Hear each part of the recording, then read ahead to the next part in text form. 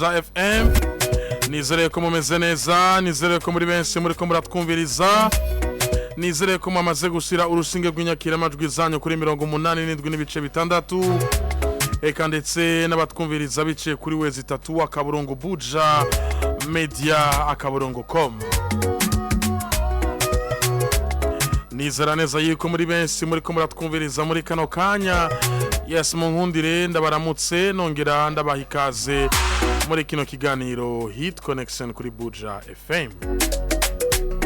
Minsi yose ku munsi wa mbere gusika ku munsi wa gatanu kuva isaha 8 zuzuye neza gusika isaha 10 amasagera kuri 2 tuba turi kumwe namwe turabira hamwe icokogwa kugira ngo ibikogwa mvabwenge bisobore gutera bija imbere.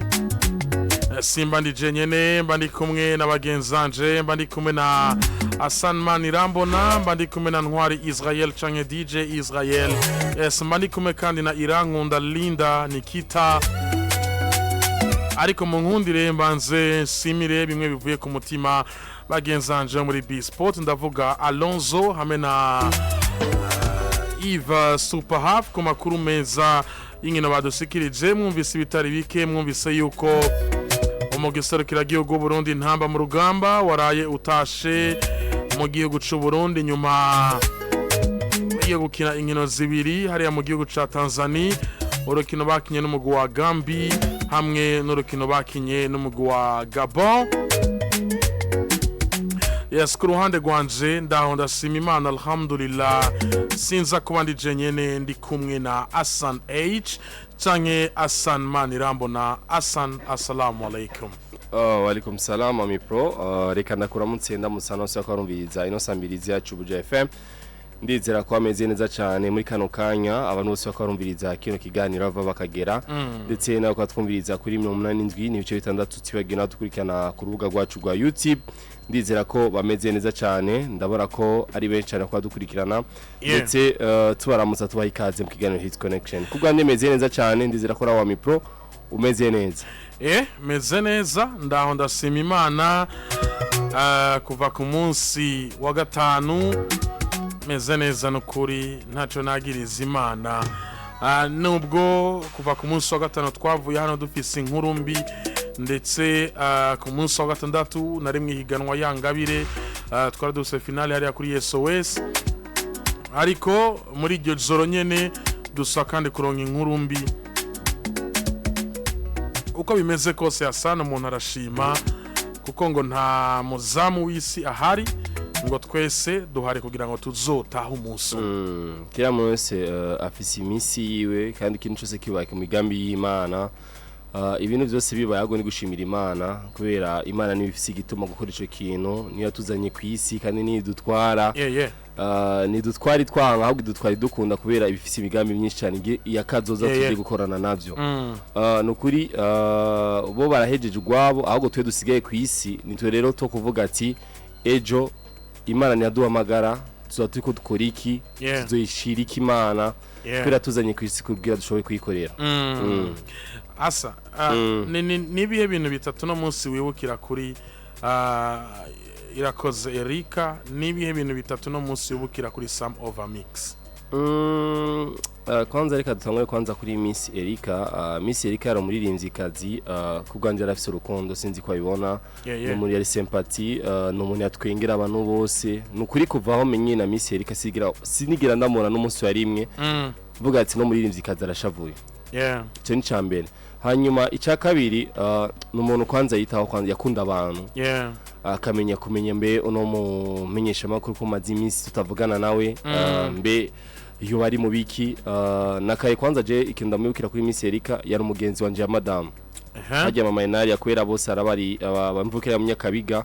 Miss Erika uraziko yakuye mu Nyakabiga barabagenzi iyo tubonanye kamara nk'amezi abiri namwanziki yarambaza mbe madam ameze gute abana barakomera umva ko yari umuntu afise urukundo. Icya gatatu n'umuntu yarashaka iterambere ku banzi. Yarashaka iterambere ku banzi yubonye canke abonye ikintu wakoze nk'ikosa canke uyu wakosheje ahantu rakuvuga ati asa no kuri awagize gutya urumva ko yashaka iterambere mu bandi.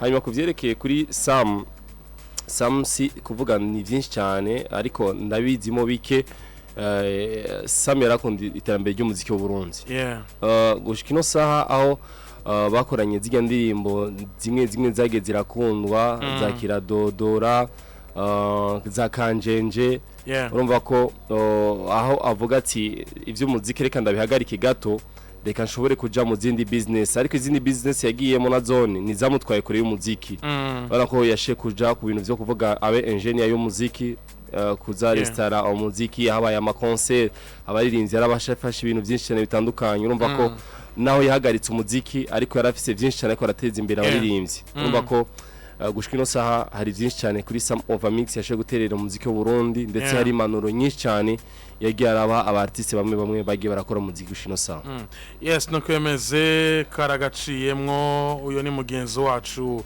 Hassan H yareka aratwibutsa bimwe mu byo tuzokwibukira kuri bano baririmbyi b'abarundi kuva ku munsi wa gatanu umwe yaritavye Imana ariko no ku munsi w'Imana wundi aritaba Imana waruzi ko je na Miss Erika twakoranye indirimbo byakwe yari surprise oya igihe nkora indirimbo yitwa Shuwa kwa Victor kijya gihe nakoze indirimbo zibiri hariyo indirimbo nakoze indirimbo zitatu hari indirimbo imwe nakoranye na Crown indirimbo yitwa Show hamwe na Victor hari indi ndirimbo nakoranye na Irakoze Erika Miss Erika yamaze no guhera hari n'indi ndirimbo ya gatatu nakoranye n'umuririmbyi w'umunyarwanda mbe bizuba ngo twisoye iyo ndirimbo ya Miss Erika oya yari kuba yarasohotse kera ariko ico igihe tuyikora Miss Erika ntiyari bwaje muri management doheza kuyikora Miss Erika amaze kuja muri management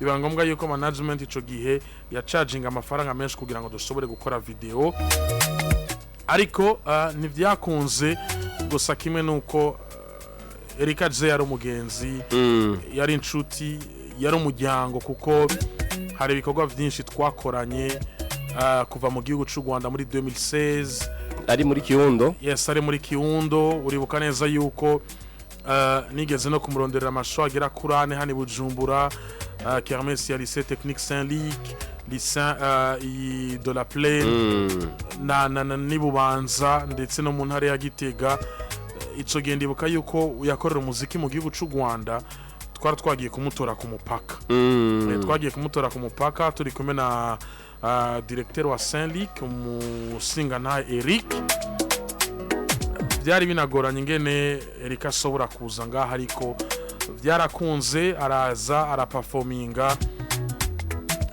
muri make yari umuntu w'abantu Some of a Mix nawe yasan journalist yuko aya madili ya road show Sam niwe yamivyuma Sam niwe yama sound nkagenda nkakora road show and then nkamugarukanira sound yiwe yes nuko bimeze rero ni Buja FM tubandanya duhoza imiryango yaba umuryango wa Irakoze Erika Miss Erika yaba umuryango wa Some of a Mix kiradodora canke Irakoze Ig tubandanye tubahoza ariko Hassan turi mu kwezi navuga ko tugiye no kwibuka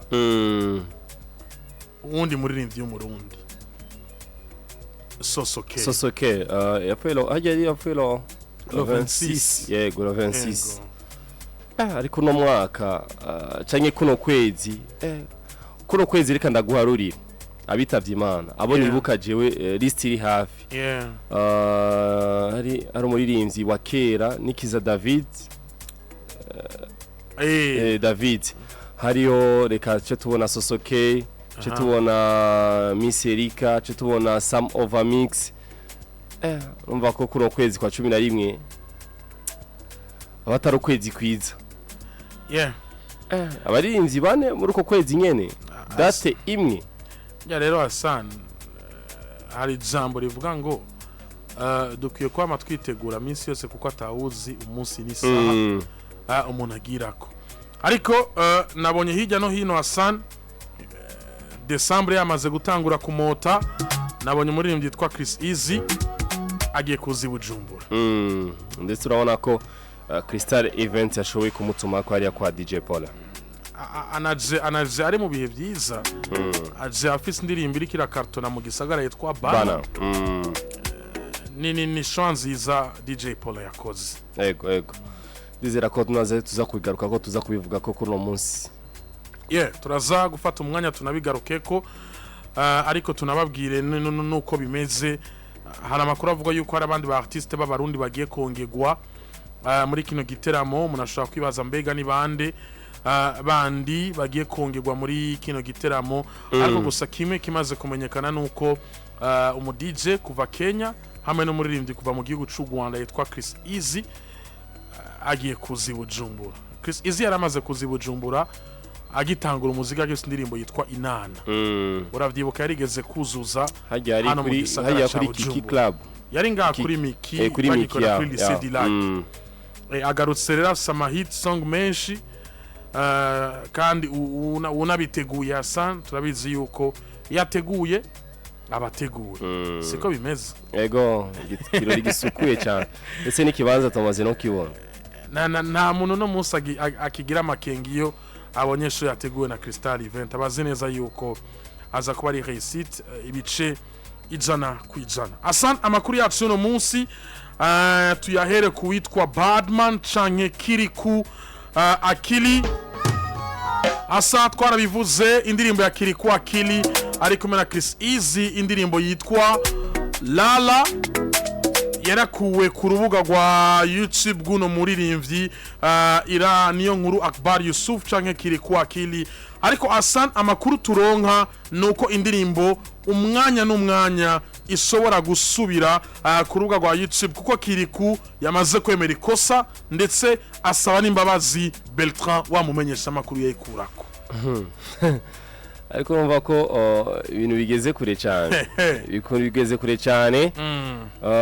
Ndetse akubwira ati indirimbo yaravuye ko ariko nibituma ngo indirimbo nizogaruka ko indirimbo umva ko yamaze no kubivuga avuga ati ndafise 80% ko indirimbo yanje ishobora kuja kandi ku rubuga rwanje rwa YouTube. Indirimbo naririmbanye no muririmbyi mu gihugu cy'u Rwanda. Indirimbo Lala ni indirimbo ya Kiriku Akili imaze gukwiza ndetse ni miliyoni zirenga z'abantu badukurikirana kuri kana kugira yamaze gukwiza 1 million views. Bisigura ko ino ndirimbo naho yashoboye kuzana amatati menshi cyane. Ariko vuga ati umwanya n'umwanya indirimbo iraja ku rubuga rwanje rwa YouTube. Hassan nagerageje kuvugana na Beltran watumye indirimbo iva ku rubuga rwa YouTube rwa Kiriku. Beltran umumenyesha makuru yigeze kubakora kuri Radio Télé Renaissance abenshi baravyibuka. Ico gihe yavuga makuru Beltran yanditse ati Hassan yanyandikiye ambwira ati indirimbo namenye ko irimwo ijwi ryanje kuva igisohoka. Mugabo ico gihe nari mfise akazi kansaba umwanya munini. Uravyumva? Zemi dokote ico kibazo nashize kwanza ku ruhande ico kibazo. Maze kuronka gahengwe naciye ndamurondera Kiriku. Unyumvirize just kugira nganire nk'umurundi akurikira music nti mbe urazi ko amubaza Kiriku rijya jwi ryakoze ari ryanje uragitahura. Ikintu Kiriku yambajije yavuze ngo none ushaka iki. Turiko turatahura. Beltran yamwishuye Kiriku ati ico namwisuye ni yari juste kubanza tuganire bisanzwe mbona avyakiriye nabi. Ico yisuye yavuze ngo yumviriza hano uri kuranyumva urakora ico ushaka ariki kwa mwishuruko. Iyi ni message ya Beltran yandikiye Hitconexion. Ati urakora ico ushaka inyishu itari nziza ku mu professionnel mu muziki. Beltran kavuga nanje naciye nikora kuri technique zizwi ndasaba yuko indirimbo ihagarara. Demande nayigize ari 11h mu masaha make bari bayikuyeko kubera ico jewe mbona nka arrogance kuri we. Mu nyuma management ya Kiriku rero twaravuganye cyo kimwe na nyene indirimbo ari we Kiriku Akili yaransabye ikigongwe ambwira ko yanyihenzeko kandi narakimugiriye. N'ubu tuvugana turi en contact nawe. Mu minsi mike indirimbo nibaza ko isubira kuri chaîne ya YouTube ya Kiriku. Ubona ubutumwa Beltra yarungikiye Hitconexion. Beltra n'umumenyeshamakuru w'umurundi yakoze imyaka myinshi hano mu gihugu cy'u Burundi, yabonye indirimbo isohoka irimo ijwi giwe, aravuga ati iyi ndirimbo ko isohotse uku, reka ndonderanye n'indirimbo dushobore kuvugana, tuvugane hakiri kare. Ariko amaze kumwegera urumva yuko nye n'igikogwa ariwe Kiriku atigeza vyakira neza, kuko Beltranga avuga yuko yamubwiye ati Kiri, mbe urazi yuko irya jwi wakoresheje mu ndirimbo ari ijyanje. Kiriku yamwisuye ngo none ushaka iki? Uragitahu arasubira kandi aramubwira ati urakora icyo ushaka. Yari juste kuganira, ariko Kiriku amubwira ati ngo urakora icyo ushaka, icyo wifuza. Beltrand icyo yakoze nikijya twabonye kwikura kuri yaciye asaba uburenganzira bwiwe, yandikira YouTube, maze YouTube irakura ko indirimbo ya Kiriku. Ariko na YouTube kugira ishwe gwagora iyo ndirimbo nuko yabonye preuve. Erega YouTube ntuyandikira uko nyene utayihaye preuve. Uragitahura. Ariko kubera iki kuko YouTube ikintu bita droit d'auteur nicyo kintu ifsira mu kibanza cambere imbere y'ibindi bintu byose. Ariko urumva yeke indirimbo imaze gukugwa kuri YouTube, management ya Kiriku aba bakimoza ndetse na Kiriku ubwiwe baje kurondera Beltrand basaba imbabazi, banamubwira ko bamwihenze kumbure iyo ibi byose byari kuba hakiri kare bakaganira, nk'uko Beltrand abwira Hitconexion ati je nifuze ko tuganira, indirimbo ntiyari gukugwa kuri YouTube, nta n'ikintu na kimwe twari kumenya. Ariko bino bintu bibaye nivyo indirimbo umwanya n'umwanya iragaruka kuri YouTube, kuko Beltrand avuga ati zendo Murundi, nkondo muziki w'Uburundi, unashima na Kiriku nkanamukunda, rero mbonye Kiriku ariko aratera imbere sinoreka kumusigikiye. Ariko mbonye akoze n'ikintu kitabereye nkamubwira simba nkusheje. Uratahura. Ni kubwiyo mpamvu rero nemeye kuganira nabo, kandi imbabazi nazibagiriye. Ubu tuvugana indirimbo ndayigaruka, namaze kukwandikira ababijejwe kugira ngo bayigarukane kuri YouTube, ndababwira yuko twamaze kumvikana ibintu byose ari sawa. Ariko ikindi cyangaruka ga Mi Pro nayo kwarumviriza ikiganiro Hitconexion. Iyo Beritra atakora iyo sinya yo kuvuga ati reka nshobore gutanga preuve nandikire YouTube, ndababwire ko rino jwi Kiriku yasho gukoreshamo harimo ijwi giwanje. Bisigura ko iyo YouTube itugarije indirimbo Kiriku akiri ndetse n'abajeje ibikorwa vyiwe ni bari kumurondera Beritra, baje kumurondera kubera baje kubona ko indirimbo yahagaritswe na YouTube. Ni umva ngako Beltrand vuga asa, ni umva ko nga Beltrand vuga avuga ati aravuga ati sinzi ko wumvise neza, maze kuronka gahengwe kubera nari maze iminsi ndi mu bihe byinshi mu kazi kenshi, naramurondeye Kiriku juste kuganira nk'umurundi akurikirana music, amubaza ati mbe urazi ko rijya jwi ryakozwe ari ryanje? Kiriku ngo yamwishuye none ushaka iki? Can imagine? Ariko iyo niyo nyisho kwishura umuntu gami ico Beltrand yaciye yamwisuye ngo yari juste kubanza tuganire bisanzwe. Mbona Kiriku vyakiriye nabi, ndiko ndasoma message ya Beltrand yarungikiye Hitconexion. Ico Kiriku ngo yaciye yamwisuye ati urakora ico ushaka. Kenima ariko silangaje nziza unobwira umuntu. Nibaza yuko na Beltrand gukuza ino ndirimbo shano kuri afise uburenganzira byavuye ku majambo no shavu yashoboye kumubwira, ariko numva ko yashoboye kumurondera kugira bashobore kuganira ico kibazo gikemure kare kitaraja habona. Erega sinzi yuko asana uri kurabibona Beltrand yashaka yuko n'indirimbo iva kuri YouTube. Yashase gusa musinyali, yashaka ahubwo amubwire hama baganire kandi ni ibintu bisanzwe kumbura ashobora kuba yaranamwandikiye na kirikare mu ma stress ariko nawe uri muri stress ami pro ni bya bindi vuga ati nukuri urakeneye kuraba langage kwanza ushobora kwishura umuntu avuga ati nukuri sindi nga mu gice Burundi ndi mu bintu by'ibiteramo de ku munsi nzoza mu gice Burundi tuzokwicara hasi dukemure ico kibazo canke turazi ko akimoza sanza hagarika ibikorwa vya Billman Boy chaka avuga ati je kubera ni mu bintu byinshi vugana na timu yanje iringa mu Burundi na management yanje iringa mu Burundi nubwo bavugana kuri WhatsApp kuri call nta kibazo kubera Beltrán ari nga mu Burundi ni biba bisanzwe amiko ariko imvugo ni kimwe mu bintu yatumye Beltrán ati uyu muntu aransuzuguye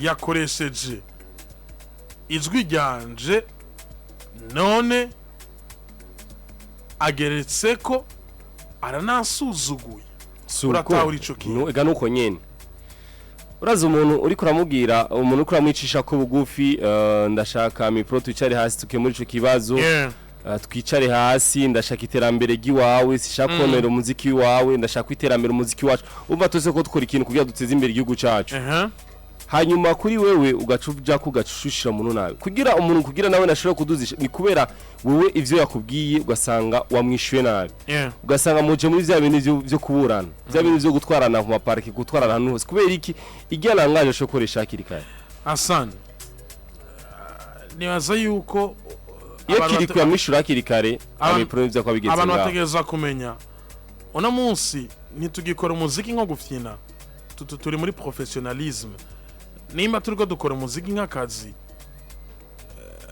rimwe na rimwe iyo ubonye yuko ushobora kuvuga ikintu ugasanga ukivuze nabi vomye guhora yego ukazokwishura wayipoze umeze neza uragitahura nibaza yuko ibi bintu bibaye Hassan nibyo indirimbo umwanya n'umwanya irashobora kugaruka kuri YouTube nk'uko Beltrán bitubwiye kuko yaramaze kuganira na management ya Kiriku ndetse na Kiriku en personne umwanya n'umwanya indirimbo isobora kandi kugaruka kuri account ya YouTube ya Kiriku akili ariko nshaka kukumenya ni nk'ikibazo uno munsi kuba indirimbo yarakuwe kuri YouTube uruhombo n'ugwaye kuri Kiriku uruhombo n'ugwaye kuri music industry uruhombo rutegerezwa kubaho amipro kubera hari uwifuza kumviriza igya ndirimbo atari bwayumvirize ayo sinama views sivyo hajya Kiriku ino misi ngahe ino ndirimbo ivuye kuri YouTube ndibaza ko hari abantu indirimbo ntiyari guhagarara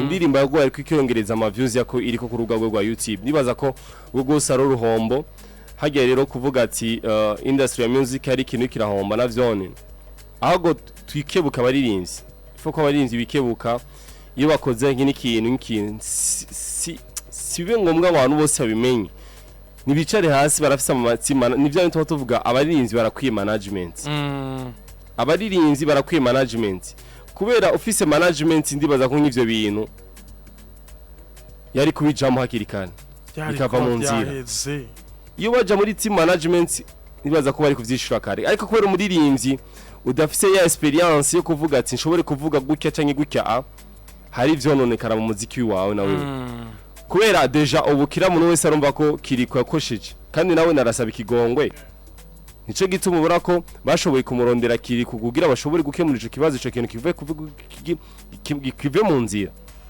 rero ndibaza ko Kiriko akili ndetse n'abari muri team yo muri Billman Boy ndibaza ko ico kintu batazogisubira kandi babonye ko bakosheje iyo bakosheje bari kwicara hasi ico kintu bakemura kirikare ibintu bikava mu nzira. Yes, nukwemeze rero ku ruhande rw'uwitwa Badman canke Kiriku akili